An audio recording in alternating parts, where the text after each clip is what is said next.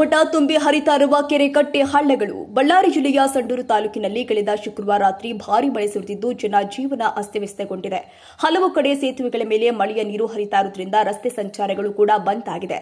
ಶುಕ್ರವಾರ ಇಡೀ ರಾತ್ರಿ ಬೆಂಬಿಡದೆ ಸುರಿದ ಭಾರೀ ಮಳೆಯ ಪರಿಣಾಮವಾಗಿ ಕೆರೆಕಟ್ಟೆಗಳು ಹಾಗೂ ಹಳ್ಳ ಕೊಳ್ಳಗಳು ತುಂಬಿ ಹರಿತಾ ಇದ್ದು ಈ ಭಾಗದ ರೈತರಿಗೆ ಖುಷಿ ತಂದಿದೆ. ಚಂದ್ರಶೇಖರ್ ಸೋಮಣ್ಣವರ